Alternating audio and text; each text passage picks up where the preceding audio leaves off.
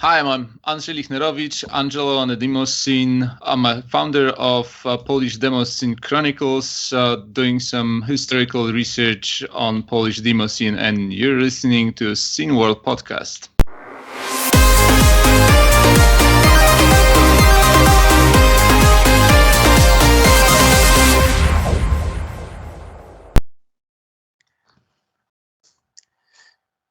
Hello, welcome to the Scene World podcast. Hey, welcome. This is the intro with famous Remute and not Hello. so famous Navcom, aka Dennis Karimani and Jörg Ströge. And we're Scene World. Yes, Scene World. You actually have two labels, Remute and Scene World member. Oh my gosh. One pays better than the other.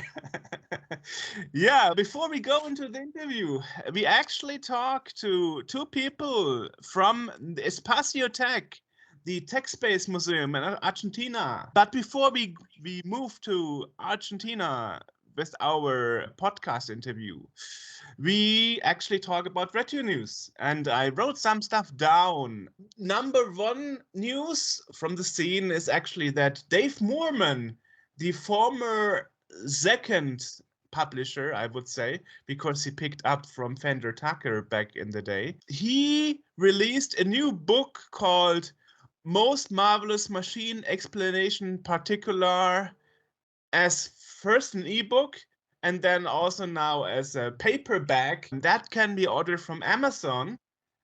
And surprise here, not Amazon USA alone, but he published it, released it with Amazon internationally. So you can even buy it from Germany for the same price in euro without having to pay import costs, taxes and stuff, import taxes. Which can be pretty high, by the way, in Germany. Yeah. Amazingly high. So that's cool. I got the book already, and of course, Dave Moorman is a man of his words, and the book is very good. So I can only suggest you this book. Also, we should link to the website that he created in 2015. That is not much known, surprisingly, because on that website he has put all the episodes of Lodestar since he took over the publishing, because he didn't participate in the collection CD of Lodestar that Fender Tucker released back in the day. If you missed the issues Dave Moorman released when he took over the magazine, you can download it from their website. I will put a link to that in the podcast description as well. And let's move to the next book. Last Friday, the 16th of September, was actually the release party at the V2 event place in Rotterdam, Netherlands, for the Floppy Disk Fever book. And our staff member, Taco, aka Drake, was present, presenting the history and the disc mag itself on place in front of the international audience. I think the Floppy Disk Fever guys are pretty amazing. Greetings. They know how to party. Yeah. And also, I hope that hopefully our Gamescom interview videos will be up soon. And then, of course, also there, Dennis will put it on our social media. We'll spread the word.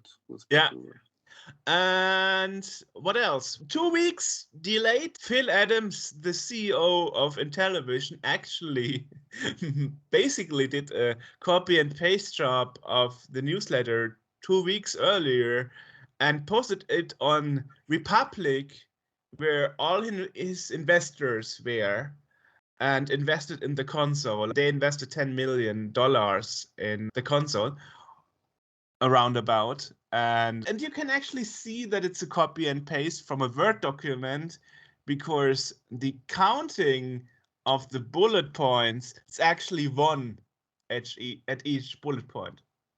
So it's 0.1, 0.1, 0.1. Yeah. And of course, Pat and Ian from their podcast, the CU podcast, made a special about this announcement as well. We will mention that there too. So anyway, so it's actually the same news we had last time we made an episode with news part about Intellivision Amico. It's the same email, just some wording changed at the beginning for the investors. But same old story. Same old stories, same 25, I think, production units waiting to be assembled. Same info about the bug in the controller firmware they have fixed. And so it's the same news, actually. Yeah. Will we get a review unit? I don't know. We have been promised one. If we got one, we will see. But Phil Adams, if you happen to hear this, let us know. We will see. We will keep on track on that. That's about it, actually. That's the news I've got. So, well, we could say it's the past summer hole when it comes to news, or I didn't find the nicer ones. But those are the ones for this time. Yeah, there will be more news in the future. There will be more news in the future, I think. You're right. It's the late summer hole, and yeah. Okay, so let's not hesitate and move to Argentina. Yeah? Enjoy. Bye-bye. Today, we are talking with two people from Argentina, from the Espacio Tec, from the Tech Space Museum in Argentina. And the two people on the left is Jose Francisco Manera, coordinator of institutional relations. And on the right side is Sebastián Roh, general coordinator. Yes. Nice to have you here, guys. And today we will talk about computers, the history, about your museum, everything tech regarding Argentina, because over here there's not much known about it apart from the Trine Commodore 64. So thrilled to learn a bit more. Okay. You start with the history of the museum. Yes, let's first start perhaps your history. I don't know who of you wants to start, but how did you get involved into computers and stuff? Sebastian is the general coordinator. Okay. First one. Yeah, I'm 45, so I started in my first contact with an Atari VCS. It was in primary school. I think I was in second degree. At 7 years old, a friend of mine had this kind of wizardry. And I got my first C64 when I was in 89, I think, or 90. And since then, I'm keeping all the computers I was acquiring. And actually, I'm an architect, but I love computing and programming and assemble the hardware and learning and reading. So I'm enthusiastic. I watch all the YouTube videos about repairing, and it's a hobby. And I think I have my collection about, I don't know, 40 computers and consoles and things. But with my integration into Espacio Tec, it's like my collection took a second place, and it's like the collection is the museum collection actually now. Interesting. It's like I'm not that worried like I was before in growing my own collection, but working with the museum collection. I could get in contact with computers that on my own it was more difficult, like the Commodore PET, which is a rare computer here in Argentina and stuff like that. I knew the guys in 2018, I think. It's I don't know, it's the word meritocracy. The more you effort, the more you participate, the more you do here. I started involving myself into this project. Awesome. And how was it for you, Francisco? How did it start for you? I'm a bit younger than Sebastian. I'm 34 years old. I didn't grow up with Commodore or Spectrums. My first computer was a boring PC, and I discovered the home computers by chance, and then I became a collector. My first encounter with a Commodore 64 was reading that the Maniac Missions was written for the Commodore 64, and I thought, oh, it's a Commodore 64, and I started research about it, and I fell in love with Commodore, and retro computing in general, and I started my collections. And some years later, I bought an Amiga 500, and was mind-blowing for me. And now I am the Amiga guy in the museum. Besides, my first computer was a PC, and for me it was very transforming, life-changing for me, because I studied computer science, and the retro computing helped me to think in context. I can think this device was the better for do that task, and now we do things different.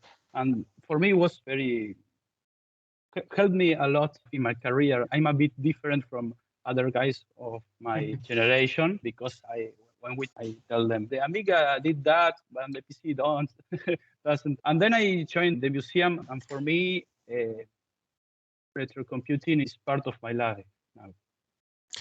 You said boring PC, but actually nowadays DOS gaming is a retro thing.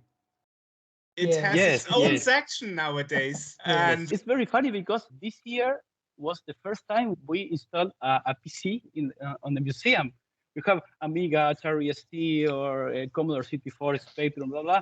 And one day we said, there is no PC here, and people are asking for that. Yeah, we had the 5150, but not clone. Yeah, a Pentium 2 or something like that, which nowadays it's an old computer. Yeah, it's interesting how things change. Computer, for me, PC is more in a design point of view. I really enjoyed playing the OS games, actually, but I don't. It has no soul. PC for me. What I want nowadays to fiddle around with MAS, XMS, and AutoExec and config.com and so on, I'm not sure. Config.sys, I don't know if I would want to do that. It's much more easier using DOSBox on a Windows PC, and you can still play the game. Yeah, the experience is not the same, because you had to get involved those kind of things. About configuring, you buy. I remember buying a CD with a game. I don't recall the name now, and it took me 2 days to get it working because of the memory. It was a 486 DX2, the computer, but I had only 4 megs of RAM, and it was quite difficult to get it running and playing. Yeah. That's true. That's true. So how did it start with the museum, actually? Pancho? Okay. Well, the museum started a bit as an environmental project for recycled computers. And the people who were in that moment repair computers or disassemble computers and store parts in our warehouse. And they discovered that there were some items, some objects, some computers or machines that maybe we should store, because it could be on a museum. And then we, the collectors, joined them, and this was how the museum started. And we have a huge collection, actually. And in 2014, I think, we moved from another place to where we are here, and this place is suitable for showing for machines to the people. We are here. We are working, improving the collection. We are working with the database and that's catalogado. Seba? Cataloging, yes, cataloging. We're cataloging our collection, and it's quite a task. Yes. Actually, interestingly, the way I got aware about you was you actually found us first, because at some point you started following on Twitter. Yes, because we opened a Twitter account 2 months ago or something like that, because we moved generally on Facebook or Instagram, but I figured out that there were a lot of small retro gaming or retro groups on Twitter, so I should open a Twitter account. And I started to follow many interesting accounts, and I found you. Ah, so it was you actually. Okay, interesting, interesting. Yeah, I was looking at your page and was. He's also the two. Besides being the Amiga guy, even though I had two Amigas back in the day, and then I moved to PC. Besides being the Amiga guy, he's the Twitter guy. Okay, yes. The last year, I closed all my social accounts because for me it was a waste of time. But I only use Twitter. This is how we got here. So at least it had some news. Yeah. Yes. Interesting. Interesting. Yeah, I think behind you there is a collection of motherboards or something. It looks like. Oh yes, right? It was. Yes, this is the Motherboard Wall. It's like the Death Star trench. It's where you take your picture when you go to visit. Actually, this mother were garbage. And we have the idea to make something artistic, and people like to take pictures there. Awesome. Yeah, and the people take videos like Death Star trench. Yeah. Actually, we will use it to make the Star Wars 10, but don't tell anybody. You heard it first here. Yeah, so let's talk a bit about the history of computers in general in Argentina. I think you told me last time it started out with Treen making an agreement with Commodore to bring the computers to the market, right? Yes. The Drean is we pronounce here Drean because I don't know what it means because it's not dream, it's Drean with an N. So Drean is a washing machine maker, and they made an agreement with Commodore in the 80s because here was easy to assemble things that imported. So was the only country or the world that made an official agreement with Commodore to sell Commodore computers with another label legally. So here Drean made some modifications related with the video modulator because here we use the PAL-N encoding system. It's a mix between the American and the PAL-B. Yeah, actually, PAL-N is a hacked version of PAL-B. Yes. Just to be different, just to keep away from Brazil, which is PAL-M. Yeah, PAL-M is a pain. Yeah. Let me tell you about that. Yes, you told me about it.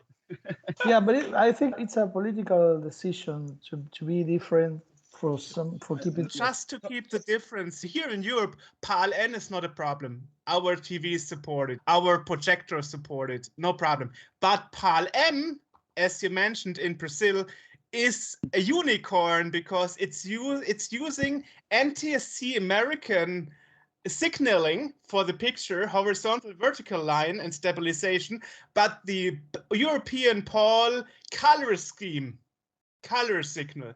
And that is why PAL-M is so difficult. Many devices here in Europe would detect PAL-M as an NTSC signal and displayed in black and white. So most televisions here in Europe can't handle the Brazilian signal. So it's really a pain. So for us, Argentinian signal is not really a big deal. You can see in the text specs, it works. So I guess you are lucky there. It's not so much of a unicorn as in Brazil. Okay, so we should give you a Drean and you could use it with your own television. Perhaps, yeah. The only problem, of course, is making the correct customs declaration. So to get... I have a friend living in Germany, so if he come here, he could return with the machine. Yeah. Talking about Drean, when they assembled these computers and they made Commodore 16, Commodore 64, Commodore 128, and then I remember maybe Sebastian could better that they made a mistake. They announced something that Commodore did not allow them, and then they lost their license because they announced a product before Commodore allowed them. I think that the story is like that. They missed the Amiga. They missed the Amiga, and the Amiga was imported by, I think, General Computer, which was company for importing that. Importing the PCs, the PC line. I think there were. I remember when I bought my first Amiga 500. it was broken, so I had to go to the warranty. And I went to Buenos Aires to General Computer, and they had a lot of posters of the PC20, PC30, I think. I don't remember. It was in 91 or 92. Let's see, Drean missed the Amiga. But during the 80s, Drean sold many computers, so the people they knew the Commodore as Drean Commodore, and they differentiate from the original Commodore, say the American Commodore or the Drean Commodore. Even though we are in America too, but some people say America regarding the USA. Yeah, you explained it last time a bit and even showed the differences of the computer. I will put that in so people can actually see the difference between the tree and the original Grower 64. Yeah, and you also showed the Spectrum, I believe. Yeah, we can send you pictures if you like Sure, to imprint it on the video. But what Dre did was bringing broken boards, importing broken boards, and they repair them in a, ¿cómo se dice taller? They repair them, and they sell them like it was new. Yeah, a workshop. I remember disassembling my C64C and finding a Rev A board inside. Oh, okay. They put anything, just they wanted to sell. They bring the broken boards, the ones that worked were sold under the case they had that time, and the ones that were not working, I think they put them away or throw it away. So actually, the agreement was Commodore gave them non-working motherboards, Andrean fix them, and then sell it as new. Was that because of a law in Argentina, or why couldn't they simply import it themselves? I think there were restrictions. Yes, I think there was restrictions. We were in a dictatorship. Yeah, dictatorship. ¿Cómo se dice? Regime in the 70s and in the first until 83, 82, 83. So then they wanted to protect the industry, so they forced to build the machines here. We didn't have the technology to build them from fresh, from zero. We didn't have the technology, the know-how. It's not magic. Yeah. I see. The businessman figure out how to solve the market problem, making these strange agreements with company from abroad. So the law said the machine had to be made in Argentina, and to work around that, they got broken parts and put them together, and this way it was labeled made in Argentina, despite it was just repaired and assembled in Argentina. Okay. Yes, exactly. I see. And the MSX, for example, were branded Tale, were actually Daewoo machines. I think the case is, I don't recall exactly, but I think it's the same case with a different brand printed. And if you open it, the board inside says Daewoo. So that was another workaround about this. And in the case of Sinclair, because of the war in the 82 for the Falkland Island, they couldn't buy anything to England. Cerweny made clones. Cerweny was a company that made motors for the industry. Yeah. But one of the things that the Cerweny motors were using was in the printers, in the IBM printers, so that were made here in Argentina. IBM had presence here, so they thought it was a good idea to get into the electronics. So they started with electronic calculators, and then they went into computers. So I think they had an arrangement with Sinclair.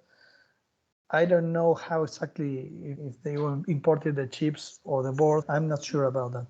But they had this arrangement, so they made clones with a similar case. That's the Cerweny C2000, I'm sorry, with a look-alike Spectrum case. But la CZ, the CZ Spectrum, that was the clone of the ZX Spectrum, had a different case. I don't. It was quite similar. Interestingly, what many people don't know, there was also a different case for the Australian market for the 64 that was later also sold in UK as a separated empty case. So you could pack your motherboard in a different case. Yes. I actually have one of those Australian C64. I will make a picture of it and put it here. So Argentina is not the only country where they had their own, well, relabeled. But Australia had a factory, a Commodore factory, isn't it? I think so. Yes. I Yes, think so. I I think don't that- know. I don't know why they had different cases. I have no idea. But it was, but the difference is that in Australia was Commodore itself selling the machine. Here was another company. But it's still strange that you would use a different case and later make another company a copy of this case for a different country. But I guess that's a different story. But what I read once is that in Spain, the Commodore 64 had a Spanish N keycap on it. I don't know if the No, we kept the English alphabet. Okay. Yes, it was not translated. What was translated was all the manuals and all that stuff, but not the computer. Interesting. The reason why there was a Spanish N on the Spanish Commodore 64 keyboard and the Swedish letters on the Swedish keyboard was actually a law in both countries that required them to make all letters of the local alphabet. Yeah, I think working on the computers. Yeah. We were more practical. Yes, Spain is very proud about Spanish language, and they have a lot of restrictive laws, including movies, and the keyboards is the same case, but not here. Which is interesting. One would think that Commodore, having an official market in Spain, would just use the Spanish C64 with the modified character set ROM and the modified keycaps and just import them to Argentina rather than using the American or European versions that were not meant for. Totally strange if you think about it. No, but actually the thing was going to the United States and getting the boards from the manufacturer and bringing back and playing here. So I think they bring them on, I don't know, in cases, something like that. And buying to Spain, it would imply a different arrangement. Probably was probably a practical decision rather than a market decision. Anyway, so the reason at the beginning why you said that the PET computer, which was the first home computer by Commodore in 1977, is they just started the Trian Corporation to import it in the early 80s, you said. So that is why the PET cannot be found easily in Argentina. Nobody imported it officially. No, only some educational institutions had Commodore PETs, especially in Bahía Blanca, this city. Some technical schools, Commodore PETs for programming. The CVM ones, with the PET label. The European version. Yeah, which were 220. Like that. And of course you have one. Okay. Awesome. We have three PETs, but not the first one. Not yet. But you also got one of those color PETs. No, we don't have color PETs. Those are super rare here. Wow, okay. If anyone of your viewers or listeners want to send us one of those, we'll be very pleased. Just some years ago, I learned there was even a Commodore C64 called Edu64. A Commodore 64, Educator C64 in a PET case with black and white monitor. What a disaster. No, but the reason for that was that you could put your C64 into your bag, but not a PET case. So it was anti-theft. Yeah, That's true. That's true. And the widescreen was supposed to make a Yeah. better reading experience for No, text I and think it stuff. was what they had. I think it was what they had because the VIC was the same and it could output color, but they output it to monochrome, green and white, black and green screen. Was the VIC-20 and the C64 the first computers in Argentina, or was No. there somebody? Was the that VIC-20. somebody early? No, the VIC-20 you couldn't get it here. I think in Brazil it was very popular, but in Argentina they started with the C64 and C16 that were sold like if you read the ads, the advertisement, it seemed like it was like a C64 with less memory. Then you find it was a different computer. Wow. And a lot of people that had C16, they had a little software for it, so it was not that common. The most popular it was a C64, and from that you change if you wanted to keep with Commodore, you could buy a C128 and then the Amiga. Not the Amiga 1000, the Amiga 500. Amiga 20. Yes, and actually Commodore here were the home computer queen. It was the most selling computer here. And the most popular computer during the 80s. Some people have this MSX or Spectrums or other British family, but the Commodore two was more important were the C64 and the Spectrum platform.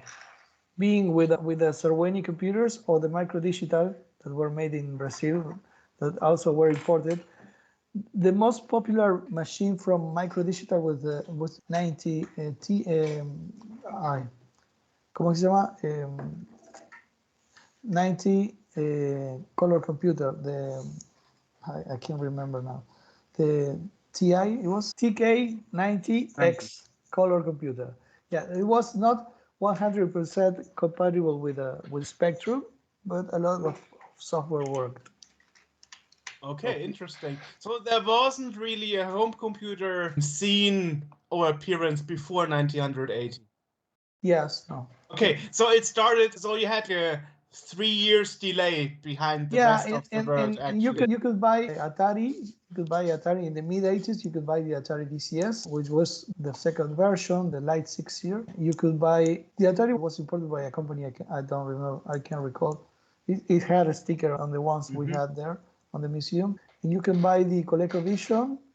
There was the European version that was made by CBS, and here they added another brand. It was a Kenya CBS ColecoVision, and those were the most popular consoles in the 80s. And Atari computer were not popular here. No, the Atari computer is not. They were popular in Chile. There were some clones like the Dynacom and Edu Games were two clones, Argentinian clones. And from that, we had you could buy, I think, a family game. I'm sorry, an NES in the 80s here. The NES appeared in the form of clone Famicoms. That one was called the Family Game in the 90s, along with the Sega Genesis. Interesting. Yes. Okay. Yeah, because in the 90s, our economy lived 180. We came from protectionism to full free market in 2 years. So in the 90s, a lot of things were imported here, including the console. And on 16 bits, Genesis, Sega Genesis was the more popular, and they sell. Today we can go to a store and there are Sega you can buy Genesis. Awesome. How was it for the software market? Did you import your software mainly from Spain to have like Spanish translations of word processors or something? Piracy. Okay.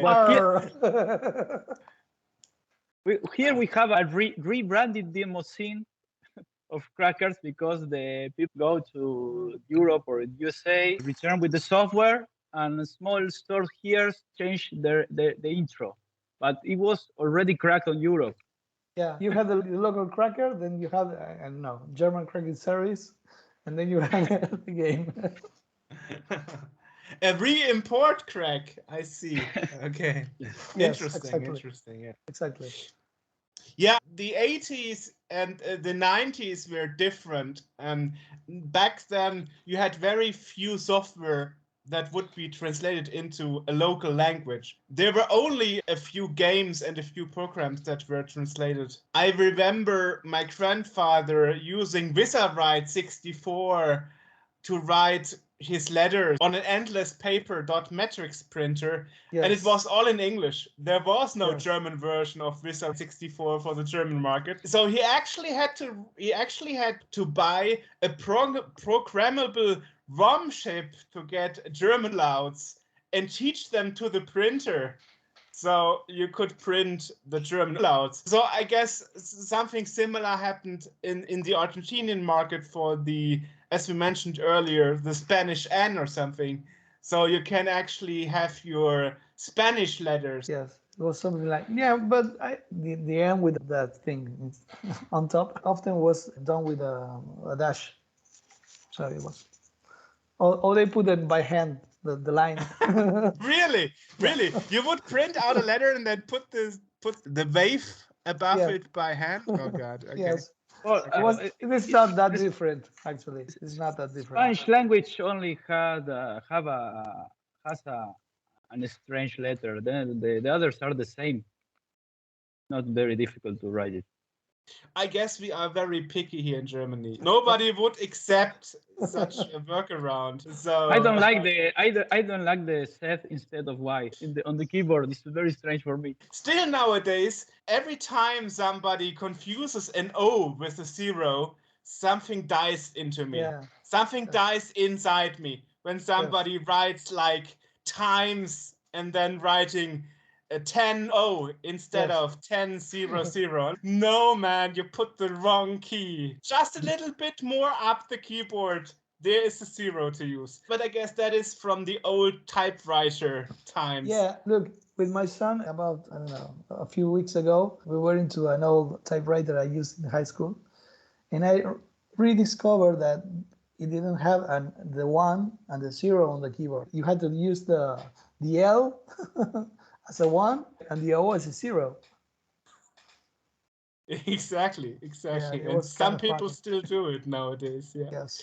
Interesting. So in summary, you basically had gray market, pirate market for the software, but for hardware, for the game console, for the computers, you always got Argentinian companies putting it together. Yes. From broken or spare parts. You could import some computer. The Texas Instrument I think Texas Instrument was in Argentina. Yes, Texas Instrument and Office.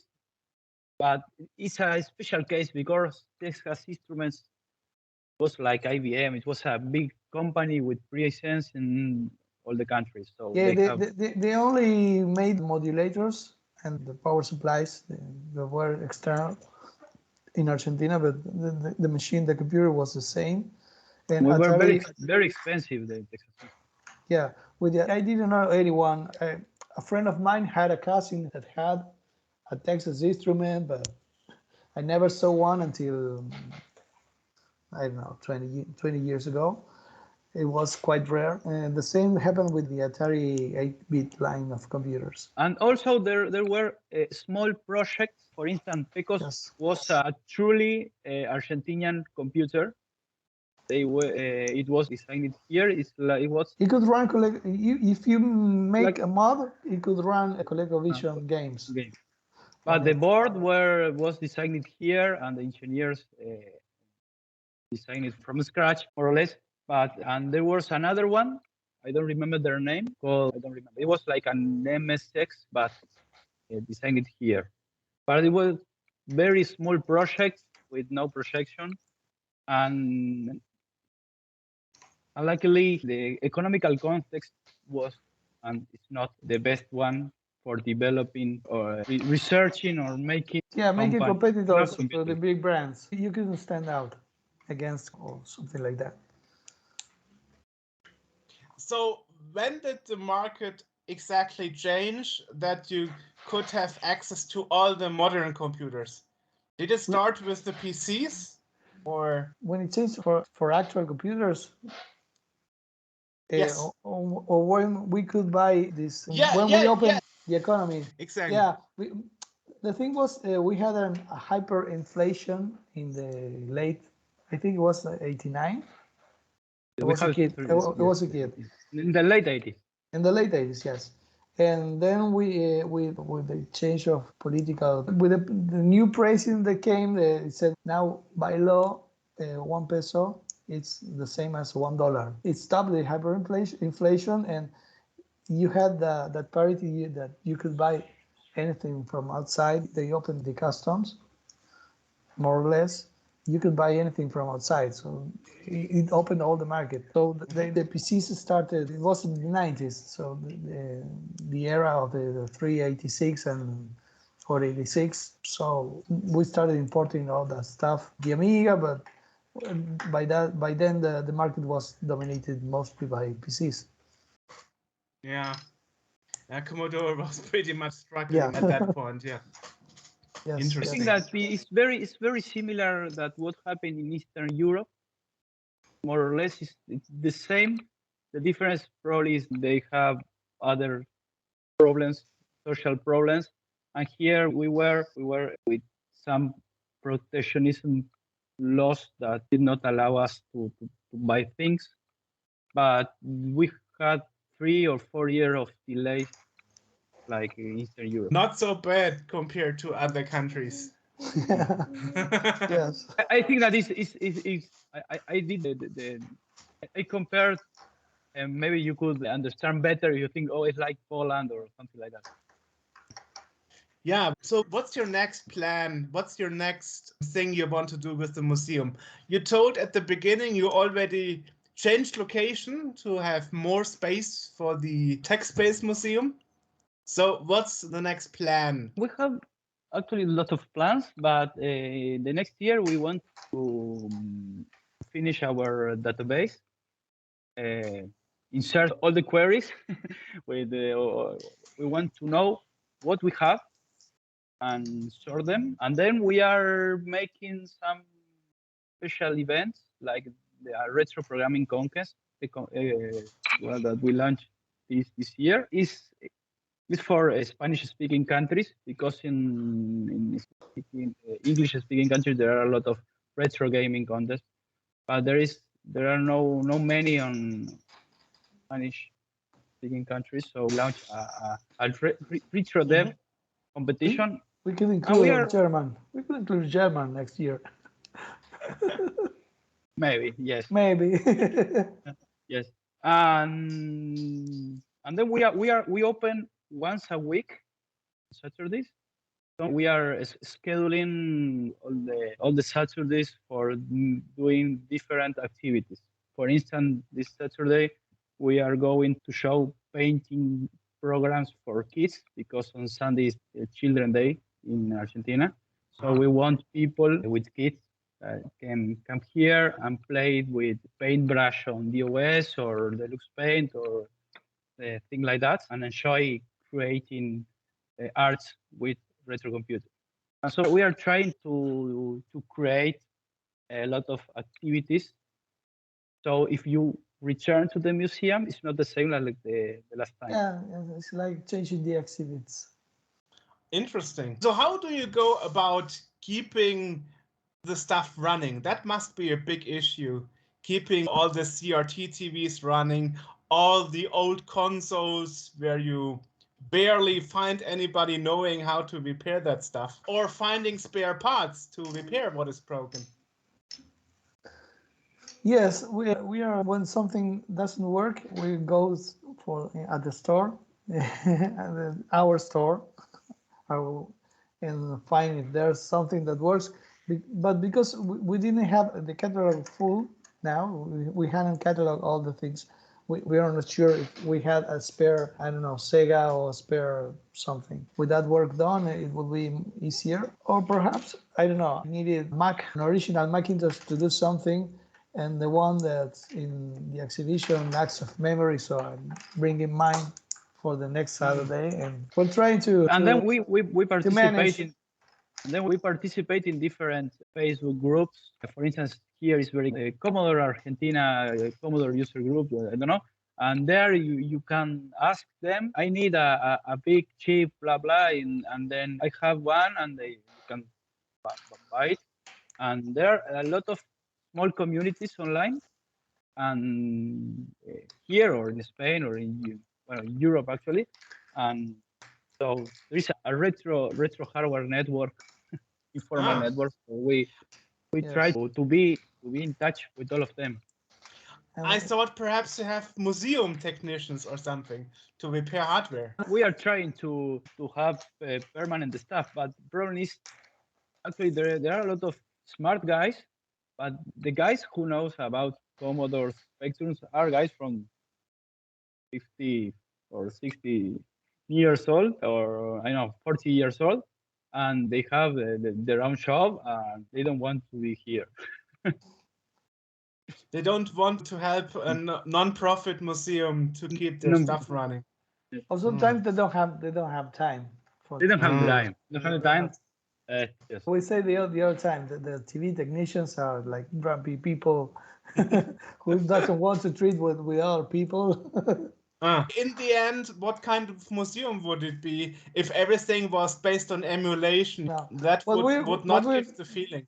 Yeah, but we're trying to slowly replace, at least for the exhibits, is these drives with modern counterparts, SD card readers or stuff like that. For practical issues, it's easier to lead to I don't know, ¿cómo se dice? To deal with a card with all the software than dealing with diskettes. Nothing can beat the feeling of a wobbly floppy disk. Yeah, or reading tapes. Or tapes. Yeah. Yes. Yeah, but the tapes is a different story. People sometimes remember it wrong, saying that discs and tapes took ages to load, which is actually not true. Especially for the Commodore 64, a lot of games had fast loaders. Yes. We keep some tapes. To show how long it took to load the software with a Spectrum clone. But we're trying to replace the most drives with. For instance, here, this Amiga is a real drive. Here is MSX, a real disk drive.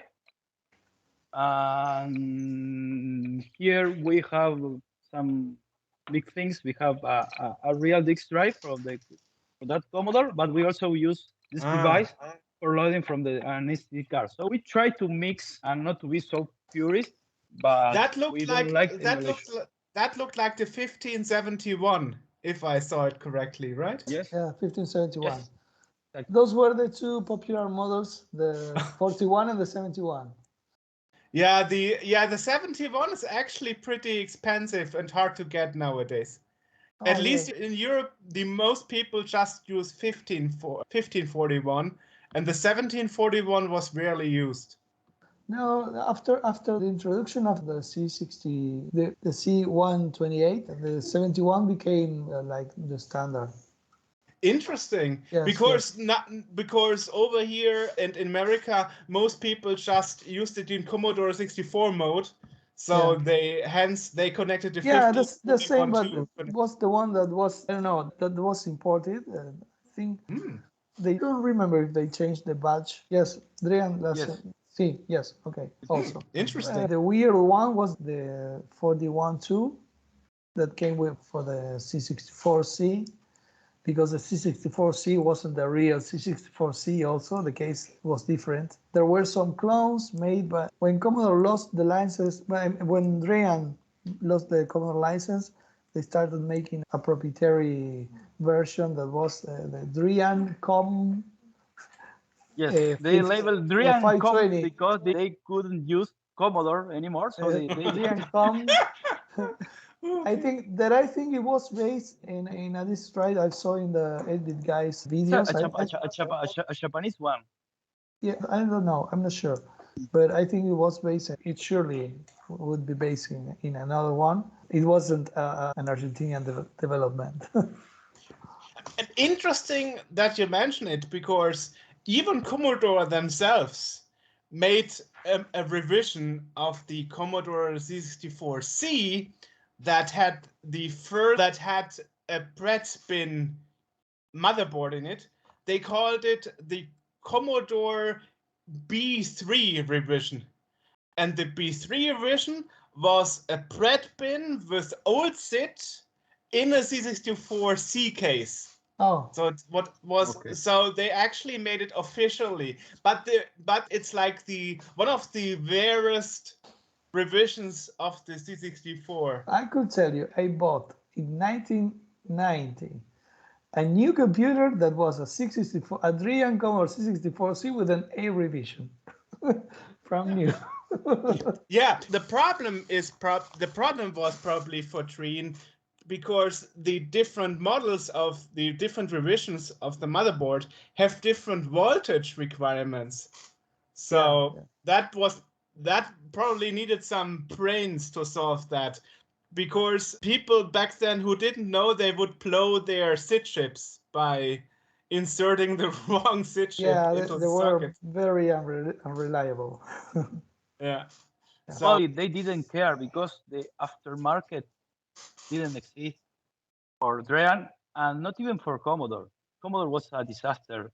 I mean, with the customers, and Drean was the same, and so the problem was even worse. Interesting. Yeah, I remember as a child, I got a Commodore 64C from a friend, and that had a broken 8580 SID chip in it. There was one voice not playing, and he didn't even notice it. It was since it was bought from the shop. If you didn't know that a voice is missing, you don't know that actually your SID chip is broken. So that back then you didn't have internet.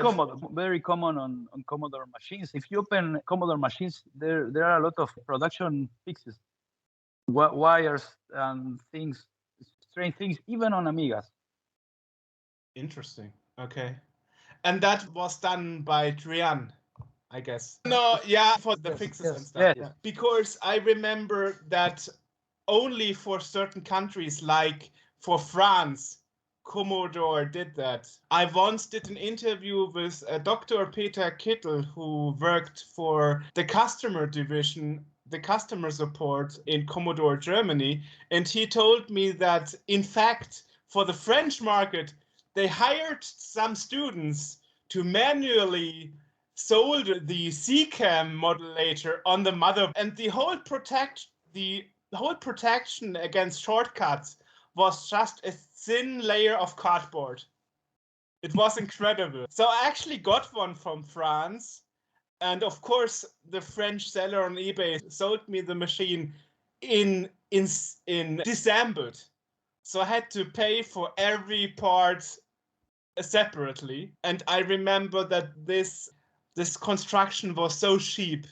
Was like, oh my god. And he told me, in fact, Commodore Germany hired some students to solder those CAM modulators in homework. Wow. Yeah, here I think I read somewhere that if you were able to solder, you were hired, something like that. Yeah, it's incredible to think about it now, 40 years later, that you actually could sell such things to the market and nobody would complain. Yes. Especially in France and Argentina. But in Germany, for example, that was not possible. In Germany, we had actually an aluminium coated cardboard in the machines for protection against interference. Yeah, we had the same here. And it would cause the machine to overheat, because it would also block the ventilation holes. It was so stupid. Yeah. Yes. And also the card is like an installation.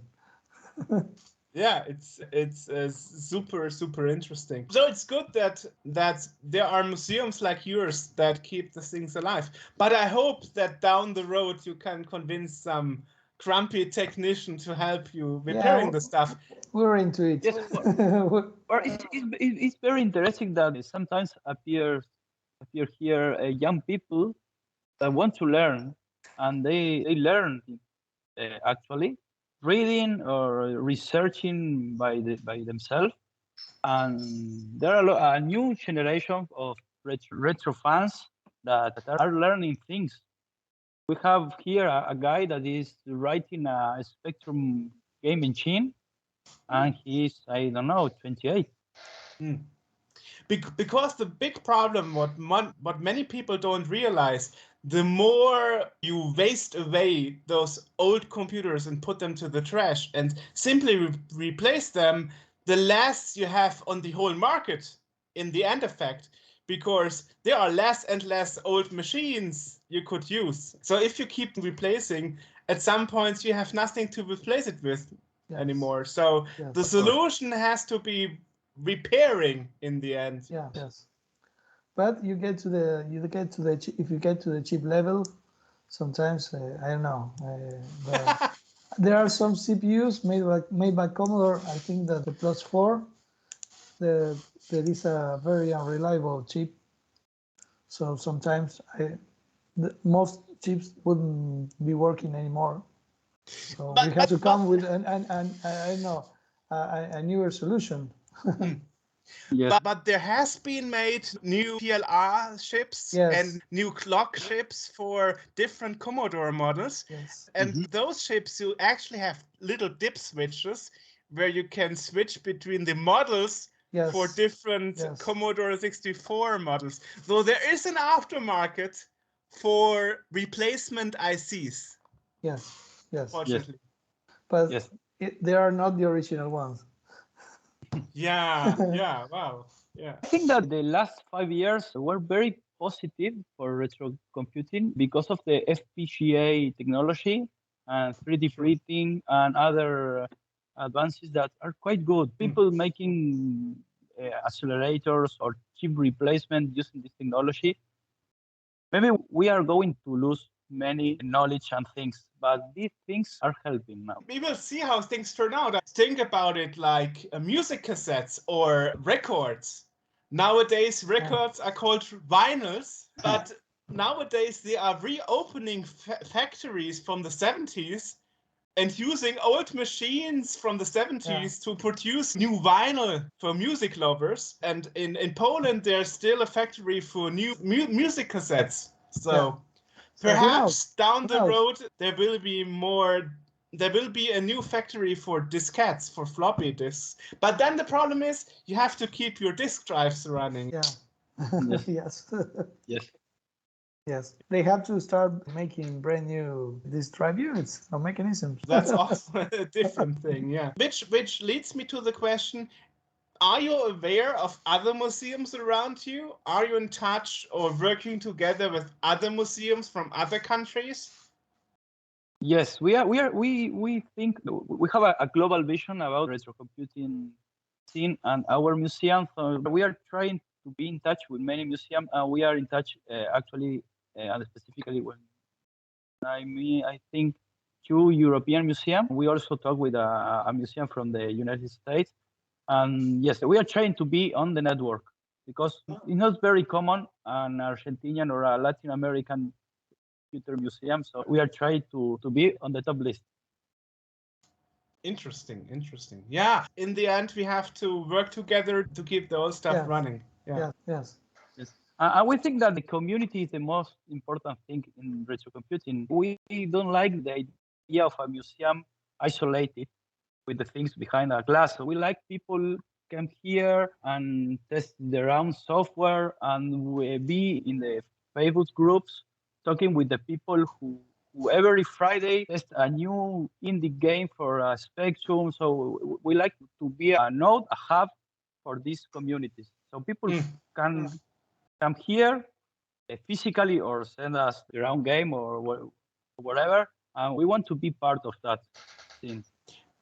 So you spoke about the FPGA advantages earlier. So what's your opinion about the Commodore 64 creations that happened in the last 7 years? In Germany, we had files from individual computers making the Commodore 64 Reloaded. which is actually a real Commodore 64 motherboard. And then you have Gideon Schweitzer in the Netherlands making the Ultimate 64, which is more the FPGA-based approach. Well, in the case of individual computers, I like that company. I really like their point of view. It's quite expensive, but I understand why it's expensive, because it's a niche. We are few people buying that thing, so they have to survive. So the prices are rational. It's expensive, but it's okay. And in that case, I really like what they did. I didn't know the other things, but I like FPGA solution. I don't like when some projects change things, the design of the machine. I don't want to criticize a specific project, but there are some projects that are,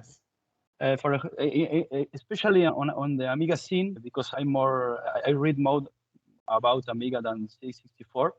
But they're changing the chipset. I don't like that, actually. But I like an if for recreate the machine. If you want only to have a cheap C64-like machine, put a Raspberry Pi inside, it's okay. I don't care. But in the hardware point of view, I like these new designs that recreate the hardware. Maybe the common people who are not inside the retro computer, for them it's the same, and they don't care about it's a Raspberry Pi or a real hardware. Because you said you've never heard about the Ultimate 64, it's the same guy that made the 1541 Ultimate, which is the floppy cartridge emulator. That is very known in Germany and America. I don't know how much it is known in Argentina, but it's the same guy that made this floppy emulator cartridge. Perhaps you heard of the Ultimate 1541. Yes. Yeah, I heard the name, but I'm not into the project. But I would like to talk about the C64 Mini and those kind of projects. That would have been my next question. Yeah, because it's a way to, if you have an original C64, you have to have the monitor or TV where to connect it, or some kind of translating solution. And for some people, that's a difficult that keeps them away from trying the platform. So I find in these mini versions of things like the Nintendo or PlayStation or 64, a way to approach people that perhaps could never thought about buying or being into a specific platform, and a way to keep the public more wider than just the collectors. Yeah, I personally don't like it, but I respect it. No, I respect it because it depends on the consumer. If you're a consumer that want to play on the TV, it's okay, and it's a cheap solution, a nice solution, because some products are really nice. But personally, I prefer file with the real machine because it's what I like. Yeah, but sometimes you want to deal with the software at the software level or a gaming experience, and not in a hardware level. So it's the same if it's the real computer or it's an emulation. If you can hook it to your TV and play with the joystick, which is easier than opening a computer, downloading an emulator, downloading the images of the discs. You plug it and you play it. It's a real plug and play. At the end of the day, it's something good for the scene. More people is talking about Commodore 64. For me, it's nice in that. The 64 Mini, I know the project manager. I know Darren Mailburn, and he's actually the same guy that also visionized the DTV in 2004. And my main gripe was with the C64 Mini when it was first released, that all the games that were shipped with the system and in the flash memory, they were frozen at a stage where the title screen music would start in the middle. And after a year, I received an email from Darren Mailburn telling me, like, in the next firmware update, we are going to fix this. And only after that, I was able to use happily my C64 Mini, because it disturbed me each time I started a game, like the title screen music is starting in the middle. Yeah. So Of course, I understand your point, Sebastian. The average user who remember the computer from 30 years ago, 40 years ago, he doesn't remember, probably he doesn't notice that the product he bought isn't very, well, accurate on what it's doing compared to the original. But somebody like me or Francesco, as I understood, when we see that it's not accurate to a certain detail, it's like, no, really? Yeah, but why did they do that? I think that's the difference between retro and vintage. I heard it in the documentary about pinballs. It says something retro is something how you remember it, and the vintage was how it really was. Sometimes you wanted to live retro experience. When Ron Gilbert was designing the game Thimbleweed Park, they started trying to do something like Maniac Mansion, and then they realized that they wrote in their blog, we haven't had to be specific like Maniac Mansion, because nowadays we have another possibility. So let's do something like you would like to be then, a game like this, but let's not keep into those limits. So now I think that it's the same discussion that the Star Wars fans have every day. Yes, but you are true. We had an interview with Ron Gilbert where he totally admitted that, that he didn't want to keep the technical limitation. That is why Thimbleweed Park introduced something like pixel shaders. Yes. For different lightning shadings and stuff. Like, wow, okay. That is exactly why, because he didn't want to keep the limitations of the 70s. And even though when you play Thimbleweed Park on modern computers, because you can play it on a C64, and I enjoyed playing it, and it was like, I think I felt the same like when I was playing Monkey Island on 8 on a PC in the 90s, or Maniac Mansion on a C64. I felt the same with some historical background now. It's a similar experience. I don't know how it was for you, but for me, I remember that as an adult, knowing English, I rediscovered a lot of games. Back when I was a child, I didn't know what was actually standing on the screen, what it meant. I only knew continue, game over, retry, and start. And that was it. And when I was an adult and I actually learned English, I rediscovered something like, wow, Super Mario has a story. Oh my God. Yes, the same. It's the same. It's the same. I learned a little English from the video games and computer manuals.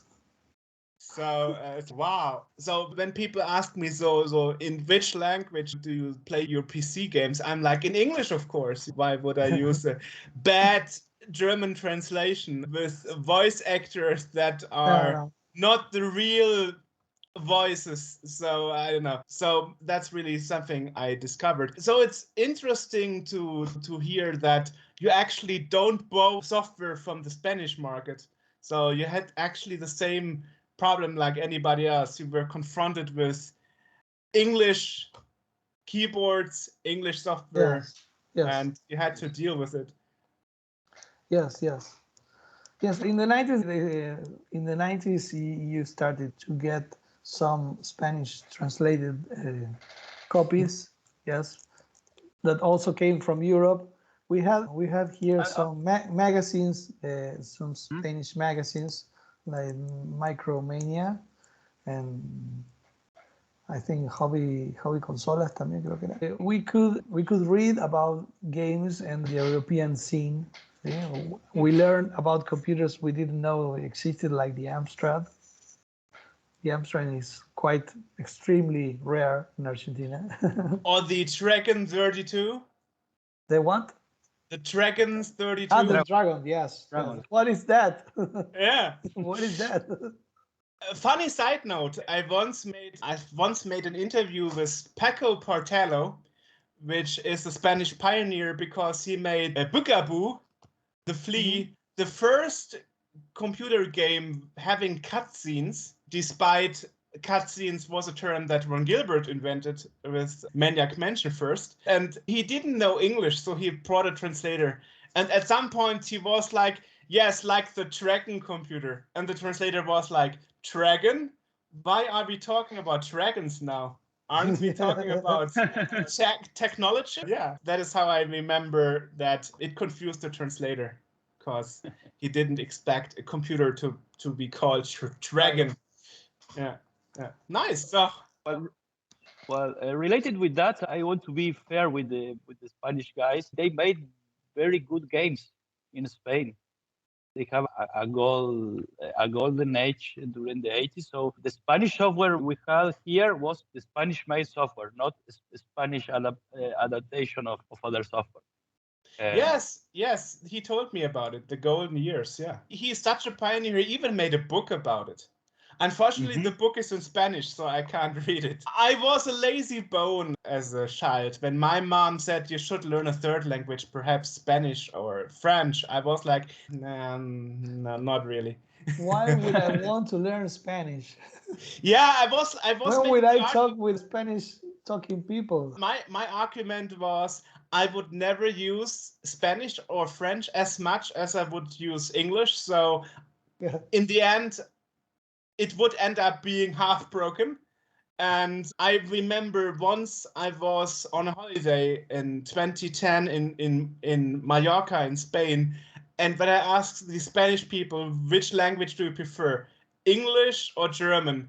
Everybody said English is easier for me than being forced to speak German to tourists. So I spoke English with all the Spanish workers in the hotel, restaurants and stuff. Anyway, yeah, but that's just a little thing. Anyway, this is actually why we do this interview in English, because I never learned Spanish. Yeah. I like to talk in English because I have to practice more. So for me, it's okay. I even prefer doing in English than in Spanish. If you speak in Spanish, it's okay, but I prefer talking in English. And we save the cost for the translator. Yeah. Yes. That's also true. That's awesome. We almost got 1 hour and a half. Oh my god. Okay. It's very late there. Yes, 10:30. I will probably have some dinner and then go to bed in an hour or two. But it's no problem. At least we got working microphones today and no electricity shortage. Yeah. No. It looked like the first world.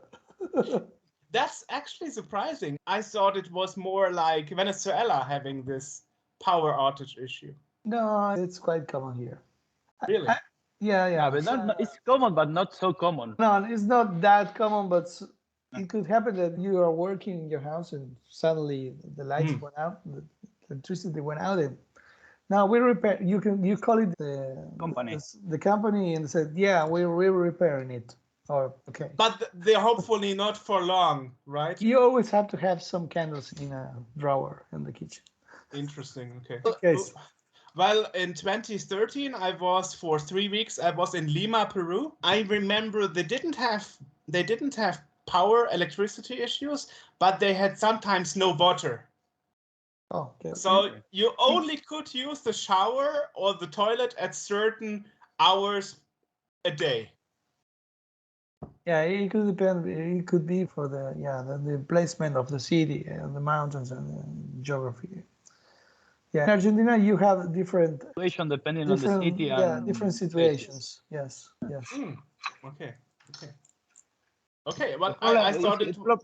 Problem with electricity is even worse during the summer. We are on winter. It's not very common, but the other happen. But it's not so. In summer, it's very problematic because the air conditioner. Oh, okay. So it's the air conditioners are overloading the electricity network. No, actually, it's our infrastructure that is not up to the demand as it should be. That's something we have to solve in the future, in the near future. South Africa has the same problem, but it's because of corruption. Yeah. Instead of repairing the infrastructure, they are putting it to their own pockets. Yeah, we don't have the most noble politicians here, also. No problem. I will remove all this private chatter, so you don't get problems living in Argentina. No, it's okay. No problem. We could say it. We could say it. Well, I've been to so many places before the pandemic in my life that I find this interesting. There's a lot of prejudgment and stereotype. I remember when I was flying over France to Lima, and I remember there was a family on the flight sitting in the same row next to me, and they were like, so how many languages do you speak? And I was like, 2, English and German. And they said, no Spanish. I said, no Spanish. And they were like, you are going to Peru for 3 weeks without knowing Spanish? You're out of your mind. Oh. Yeah, I survived. I'm still here. No, you can now. You can come here, and you can do your interviews from the museum.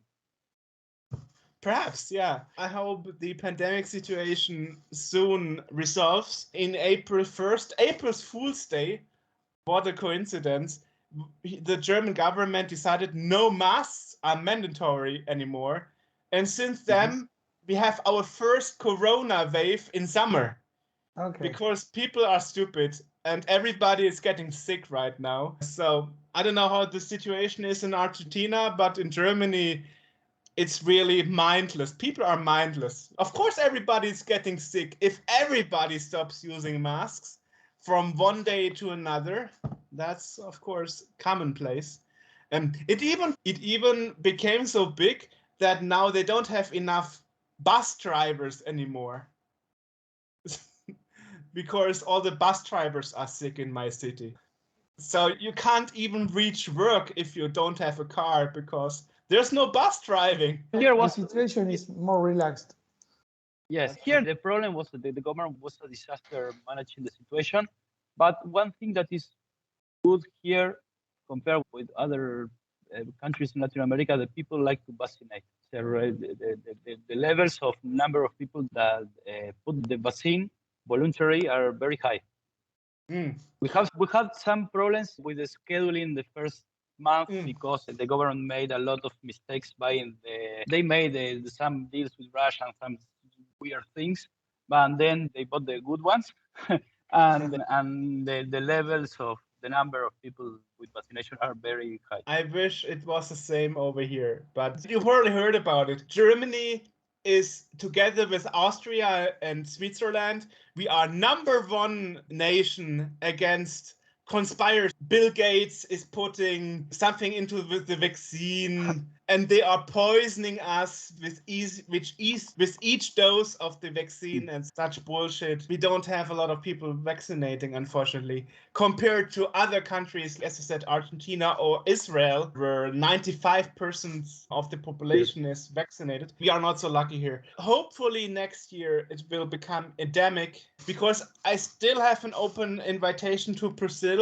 because I interviewed Fano Arnold, who is the founder of Tectoy, and he retired 3 years ago, and he invited me to have a factory visit to the new owners of Tectoy, so I can see how the new master systems and mega drives are manufactured and developed. And so that is still an open invitation I want to take. Still want to see that, how mega drives are done nowadays, because the limited 2017 edition became unlimited because of popular demand. So Tectoy is still doing the limited edition mega drive nowadays, 5 years later. So I would probably go to Brazil first before I go to Argentina. Yeah. Good choice. It's better weather. a good. Yeah, it's a good plan. Yes, good plan. It's a good plan. Maybe we can go there too. Yeah, why not? Why not? Yeah, it all depends. I was in Brazil once in 2012, so 10 years ago, and I remember we were at the mall.